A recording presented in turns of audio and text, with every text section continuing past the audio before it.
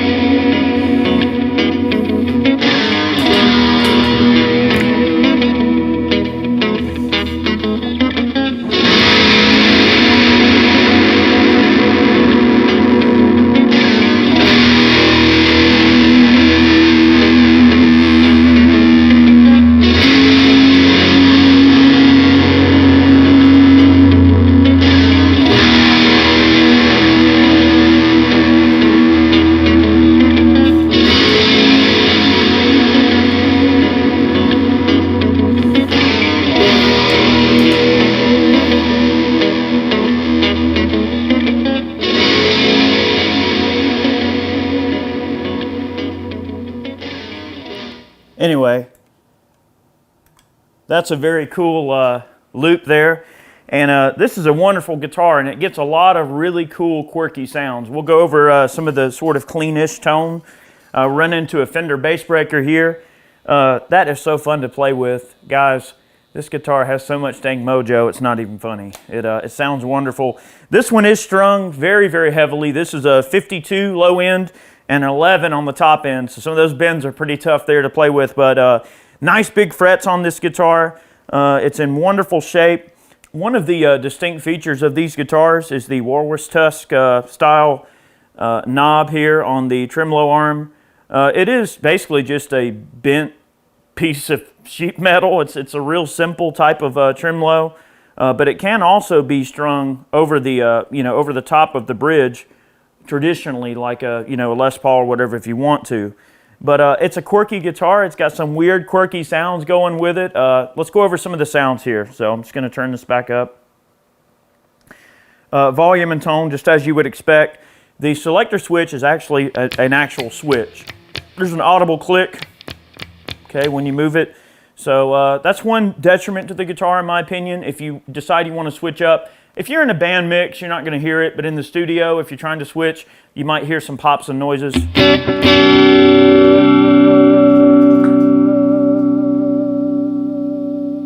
Yeah. All right, that's our neck pickup.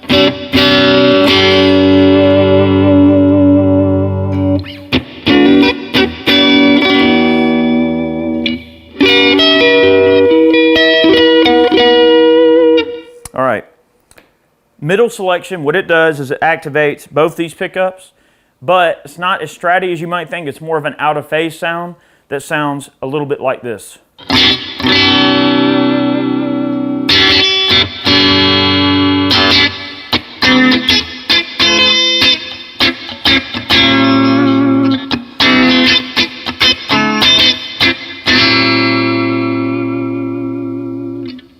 Very good in its own right. The thing is, if you're looking for a Strat sound, you got a dang Strat, right? This is something that gives you some different tonal options. All right, and then the third position is just the bridge pickup, and it sounds a little bit like this.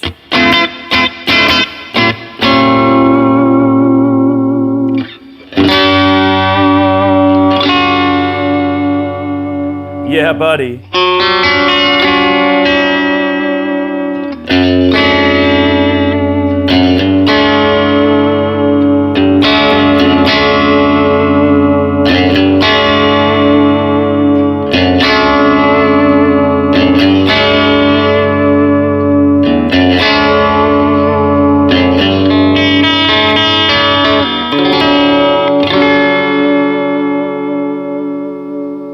Yeah, buddy. That's awesome. Such a nice sound out of that. Not brittle or harsh. Very rich and deep, and just a wonderful, wonderful, wonderful sound. So let's stack a few pedals on there. We'll run a compressor. Here's a phaser. Let's have some fun with the phaser, shall we? Are y'all ready? I don't think you're ready, but I'm ready. All right, on the neck pickup, everything maxed out. We got a small stone phaser. This phaser is about a 73, 74, so a period correct phaser for a period correct guitar. The color on this guitar is burgundy sparkle, which is not the cardinal red. This is actually a metallic finish for Gibson. This is a odd and rare finish for this guitar, and for this one being a 3 version with not only 3 pickups, but it's considered a Melody Maker 3. The Melody Maker line actually came around in I want to say the mid-50s, so it's not a newer line. The thing is, even though this guitar is a 67, it's actually late for a Melody Maker. Gibson still makes a version of the Melody Maker that's drastically different than this. They don't offer this exact guitar anymore. However, it's really cool. Anyway, let's get after it. It's a rare color, beautiful color, and one of the interesting features about this guitar as well is the back of the instrument. You can see that the neck is in the raw, which is wonderful. I mean, it does have a clear coat, which you can see is cracking really nicely with age. But on this particular guitar, it is a naked neck in the back, which in my opinion helps the neck ring a little bit better. I can't stand a painted neck, so that was one thing that drove me to this guitar. The tuners are pretty much just your standard Kluson style tuners. Really cool there. Yeah, and The body on this particular guitar is noticeably thinner than a standard SG, which makes the weight of the guitar extremely light, which is great. You know, I like lightweight. All right, let's have some fun with the phaser. Oh, it sounds so good, man. All right, let's see if we can bring out the funk. All right.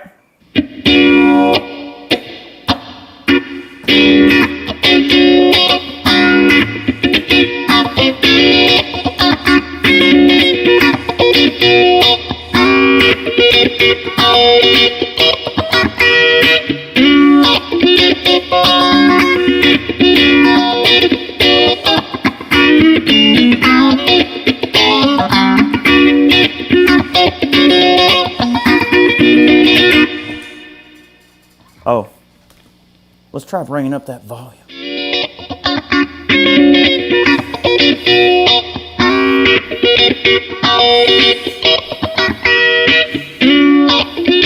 Let's start that over.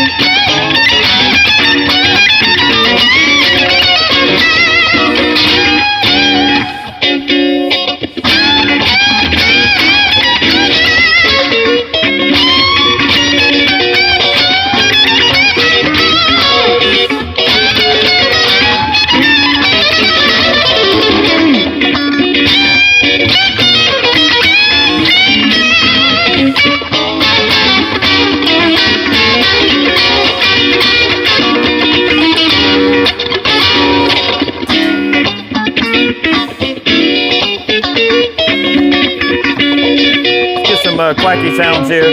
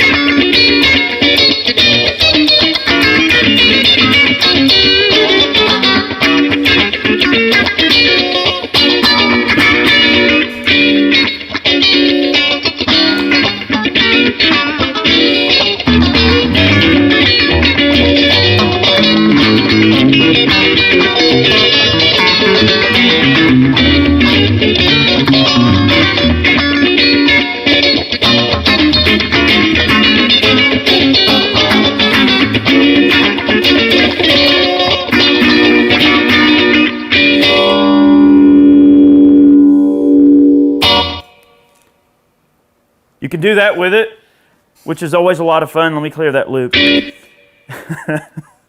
thing is, there's no wrong way to loop, and that is just so much fun.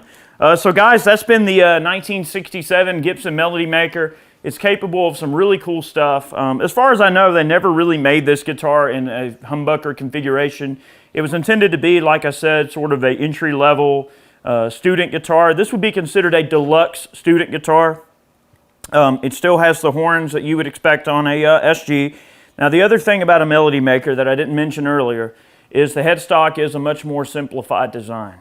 So you don't have the open book style Gibson headstock. It's just a simplified headstock. And the neck is made of mahogany, which is a nice tone wood, very, very nice. Mahogany body. And another distinct feature about this guitar, I think is unique, definitely, is the pickguard. Is definitely a unique style of pickguard that you really aren't going to see on any other Gibson guitar of the era, as far as I know. So, wonderful guitar. This one's in excellent shape. Thank you very much for watching today's video. We hope you enjoyed it. Guys, we post every single Monday and Friday. Make sure you subscribe and follow our videos. Everything from vintage guitar demos to modern stuff, pedals, effects. We do a series called Tone Talk where we just talk about random stuff. We hope that you enjoyed the playing in this video and hearing this guitar. They are wonderful. They're definitely worth a look, and I believe that they're definitely undervalued. A lot of folks tend to not really respect, I believe, the true value of these guitars. They don't really bring the type of prices that some of the other Gibsons do. But I think as people, you know, if you're a single coil kind of guy like I am, this is the perfect Gibson guitar for somebody that wants the quack of a single coil but wants it to say Gibson on the headstock, which I'm definitely in that range there. So guys, thank you very much for watching today's video. I'll tell you what, we did get a couple of grindy things earlier. Let's engage a caprid fuzz. This is going to be a little noisy. All right, and let's make some crazy sounds on the way out here.